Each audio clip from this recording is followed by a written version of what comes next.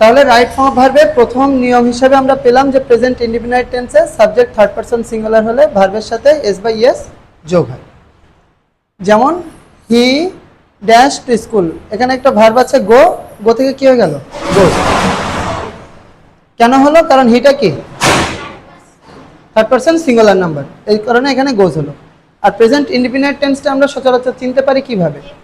Present indefinite টেন্সে everyday, daily, regularly, sometimes, ever, never, always প্রভৃতি শব্দগুলো থাকে। এটা দেখলে আমরা বুঝতে পারি যে এটা হচ্ছে কি প্রেজেন্ট ইনডিফিনাইট টেন্স, তাই না? আর আগে যে ব্যাপারটা আমরা ডিসকাস করেছি সেটা হচ্ছে কি ছিল, যে সিঙ্গুলার সাবজেক্টের জন্য কি সিঙ্গুলার ভার্ব, সিঙ্গুলার সাবজেক্টের জন্য সিঙ্গুলার ভার্ব, শুধুমাত্র আই এবং ইউটা ছাড়া, আই এবং ইউটা ছাড়া। সেটা কিভাবে? আমরা বলেছি একটা সেন্টেন্সের মধ্যে যে ভার্বটা, সেই ভার্বটা ডিপেন্ড করে কিসের উপর বলো তো? সাবজেক্টের উপর। সাবজেক্ট ওয়াইজ ভার্বটা বসে। তো সাবজেক্টটা যদি তোমার থার্ড পারসন সিঙ্গুলার নাম্বার হয়, তাহলে ভার্বটা কি অনেক সময় এস বাই এস যুক্ত হয়। সেই ক্ষেত্রে আমরা বলছি কি যে সিঙ্গুলার সাবজেক্টের জন্য কি সিঙ্গুলার ভার্ব, তাই না? অর্থাৎ সাবজেক্ট তো দুরকম হতে পারে, একটা হচ্ছে সিঙ্গুলার আর একটা হচ্ছে কি প্লুরাল। ভার্বও ঠিক একই রকম ভাবে সিঙ্গুলার হতে পারে এবং প্লুরাল হতে পারে। তো সিঙ্গুলার সাবজেক্টের জন্য সিঙ্গুলার ভার্ব, প্লুরাল সাবজেক্টের জন্য কি প্লুরাল ভার্ব। একটা সিঙ্গুলার সাবজেক্ট হিসেবে যদি আমরা হি ধরি, তাহলে এখানে ভার্ব হিসেবে তুমি ধরো তো he is, was, has, does, it's, place. দেখো তো এখানে যে ভার্বগুলো আমরা লিখেছি সব ভার্বের শেষে কি আছে? এস আছে। তাহলে সিঙ্গুলার সাবজেক্টের জন্য কি হলো? সিঙ্গুলার ভার্ব হলো।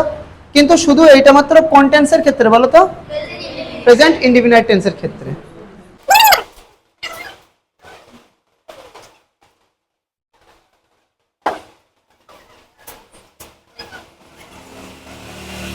তাহলে প্রেজেন্ট কন্টিনিউয়াস টেন্সের ক্ষেত্রে ভার্বটি কেমন হবে? Am is are plus verb plus ING. কিন্তু প্রশ্ন হচ্ছে যে আমরা কিভাবে প্রেজেন্ট কন্টিনিউয়াস টেন্সটা চিনতে পারি? Present continuous tense, present indefinite tense চেনার যেমন কিছু শব্দ লিখে দিয়েছি, প্রেজেন্ট কন্টিনিউয়াস টেন্সও কি চেনার এরকম কিছু সহজ উপায় আছে। যেমন হ্যাঁ, এরকম সেন্টেন্সের মধ্যে now, at present, at this moment এই জাতীয় শব্দগুলো থাকে, তখন আমরা বুঝতে পারি সেন্টেন্সটা কোন ধরনের টেন্স হচ্ছে, প্রেজেন্ট কন্টিনিউয়াস টেন্স। ঠিক আছে, লিখে নাও।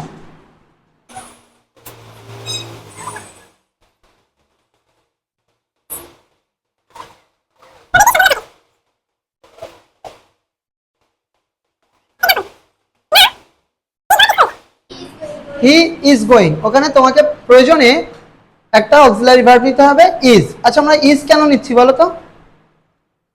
একটু আগেই তো আমরা নিয়মটা শিখলাম, থার্ড পারসন সিঙ্গুলারের জন্য কি একটা এস যুক্ত ভার্ব, এই জন্য হির পরে কি নিচ্ছি? ইজ। আর গো থেকে আইএনজি যোগ হচ্ছে গোয়িং, অর্থাৎ হ্যাঁ ইজ গোয়িং, অর্থাৎ he is going to school.